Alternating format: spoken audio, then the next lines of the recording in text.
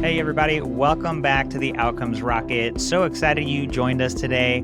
I have the pleasure of hosting Ilyas Patanam. He is the Chief Growth Officer and co-founder of NOCD, a healthcare company focused on solving the mental healthcare crisis for the most severe and stigmatized people, starting with OCD.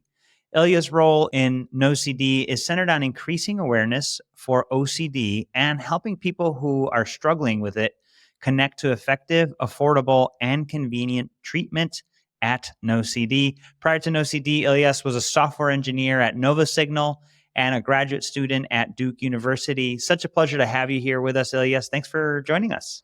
Well, thank you for having me, Saul. Really appreciate being here. Of course. And so you guys are doing some phenomenal work at NOCD, and we're going to learn all about it today. But before we do, would love to hear more about what inspires your work in healthcare. Yeah, for me, my work in healthcare is inspired by helping the people who are struggling with the conditions they're struggling with.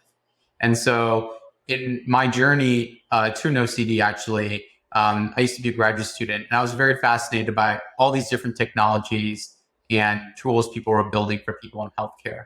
But what I realized through that time and then through my next job and then finally here at NOCD is what I'm really most inspired by are the patients themselves, the people who are struggling with the conditions, and hearing their stories and hearing about the challenges they have to navigate because of the conditions they're struggling with, and then understanding what tools and technology we have to help ease their challenges. And then for me, when I'm able to connect the two, that brings me so much joy so that they can finally get their lives back.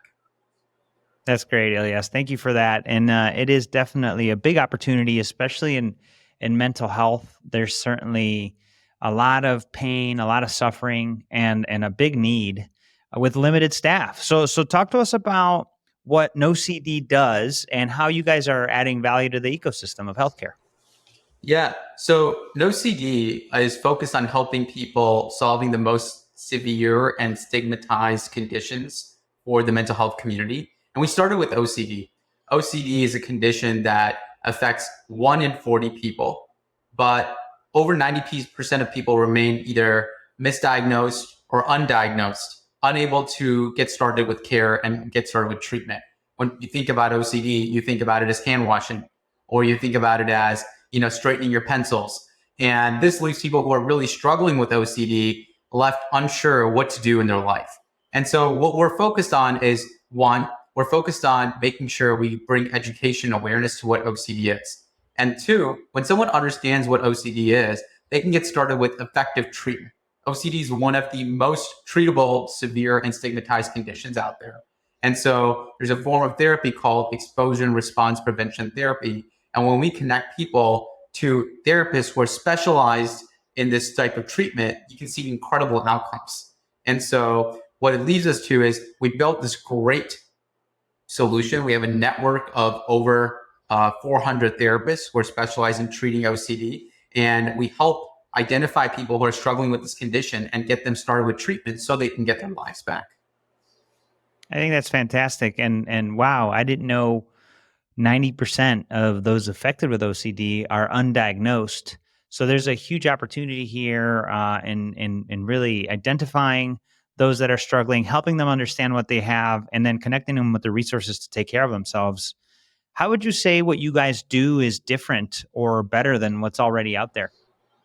Yeah, when we think about the mental health care system and behavioral healthcare system today, it's a little different than physical health. When you're struggling with a heart attack, you go to a cardiologist. When you're struggling with a behavioral health challenge, there's not a person you go to for that specific challenge. There's, you go to a therapist oftentimes and you say, hey, I'm going to go get therapy. But when that's almost similar to, hey, if I was struggling with a heart attack, I'm going to go to the doctor. It's not, I'm going to go to the doctor specializing in heart, in the conditions of the heart. And so similar to that, in the mental health care field, we believed it was very important to first understand what are people struggling with. It's not just like, hey, let's just bring more access to general mental health treatments. What are people struggling with? Oh, they're struggling with OCD. and let's connect them with a treatment specific for OCD. So they're not just getting anything, they're getting the specific type of treatment needed for OCD. And what that does is we find it reduces their need for them to get worse. So they don't develop conditions like substance use disorders. They don't develop conditions like increased risk of suicidality. They're able to keep their jobs and get their lives back because of matching specific types of treatment providers with the specific conditions people are struggling with versus kind of, hey, you go figure it out. I'm just going to connect you with a general mental health provider. So that's something very unique that we're doing. I would say the second thing that's very unique, in order to accomplish this in the healthcare system, in the mental health care system, it's important to have community-driven identification.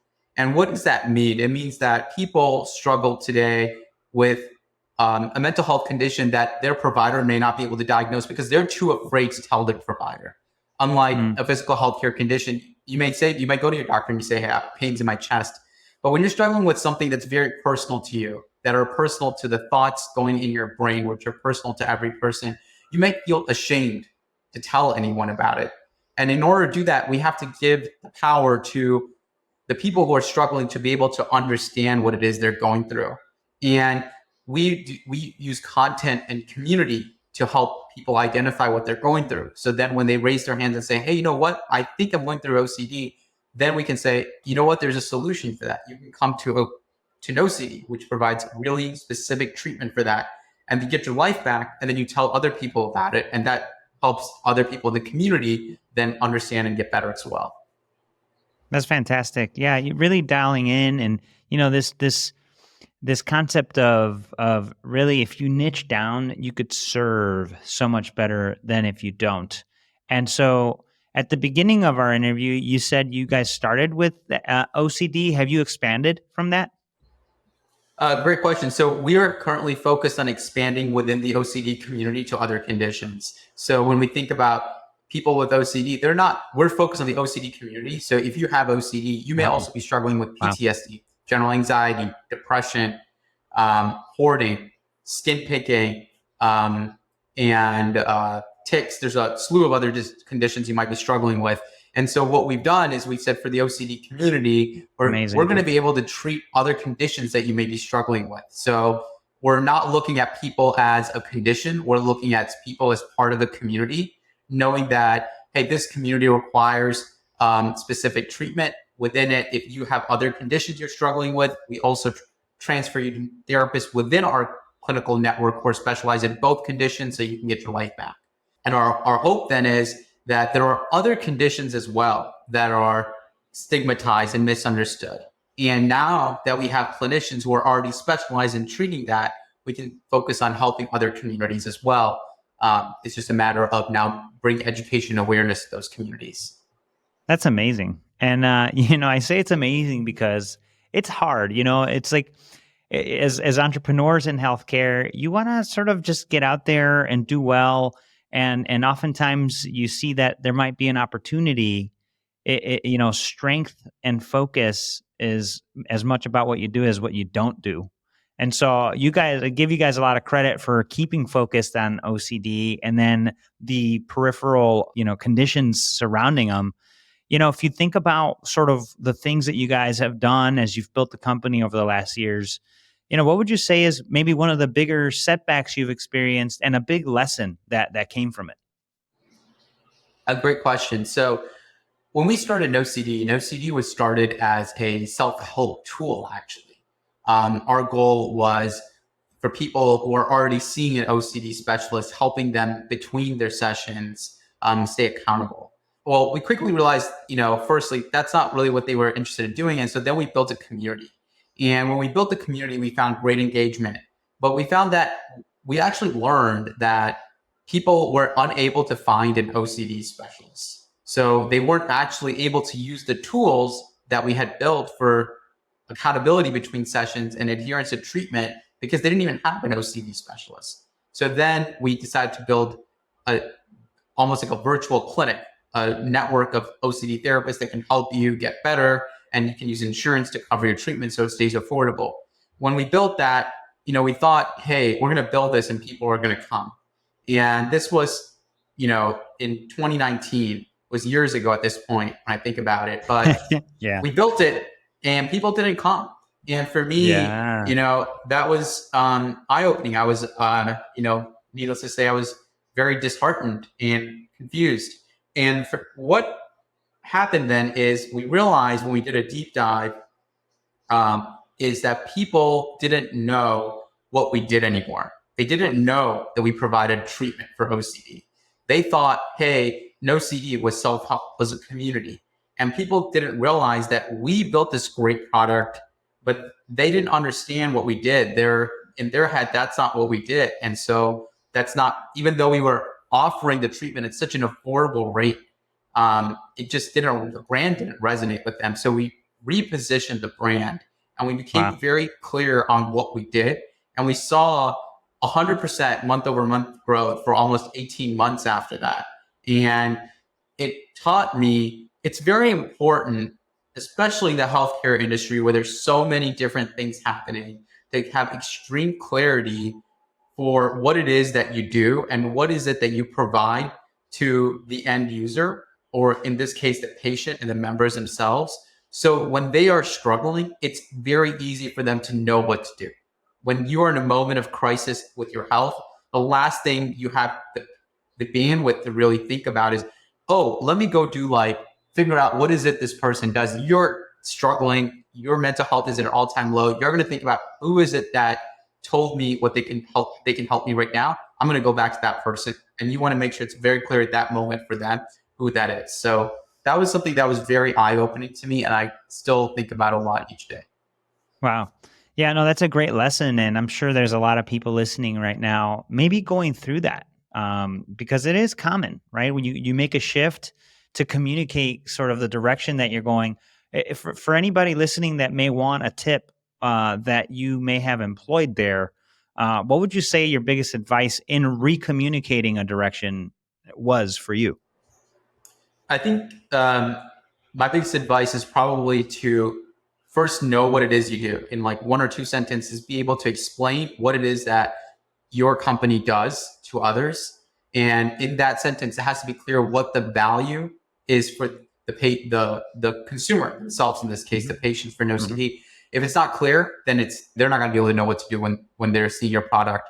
And the second, I would say, is once that's clear, is to make sure that that is the focal point that everyone uses in every piece of marketing material, in every interview. When someone goes and introduces to their friends or family members, that's what they're saying NOCD does. So you don't have your internal employees when they talk to their friend, maybe at a bar getting drinks, and they're like, "Hey, what are you up to these days? Where are you working?" They're able to say that. And so as a CEO or as a co-founder or as a leadership member, you may think that, hey, I need to have my pitch perfect, but it's important to make sure every single person on the team is using the same pitch for every single marketing material they put forward, every single interaction they do, every single communication that they do. And that's important for a leader in a company to really spearhead, because it's a death by a thousand cuts is what I would think about it. You might say, hey, that's okay. It's a little thing here. No one reads that. But you know what? People read 1,000 different things, and then you're going to be confused why the message isn't there. Phenomenal tips. You can't over communicate, and literally across the marketing materials, messaging, it's got to be clear and repetitive for anybody saying it. So really love that lesson, Ilyas, that you've shared with us for all of our companies. Look, if you were to identify a trend or technology that you think is going to change healthcare as we know it for OCD, what would you say it is? I think we're going to see that OCD is going to become a model condition where people can say, hey, self-identification of what we're struggling with and using that to get started with treatment is a very effective way to start treatment, especially in behavioral health. Oftentimes people think, hey, I need to go to talk to my doctor first. They're going to tell me what to do. Then I'm going to go seek the next step in treatment. But for behavioral health, especially for things that are, inside a person's head, it's not possible for a doctor to just really take that apart. They can only see what they can see. And if someone's ashamed of sharing it, that's not going to happen. So OCD and the OCD community is going to showcase the behavioral health industry that when you can self-identify and you can help patients self-identify what they're struggling with, that's going to help them and empower them to get started with treatment with the right type of provider. And that's what I'm very excited about. And the way to do that is using content and using community to get there. Amazing. Thank you for that. And you know what kind of content are we talking about here? For people in the OCD community, so it really comes back to when you ask me the question, what type of content? For people with OCD, we think about what it is that they need, right? Where is it that they are searching for help?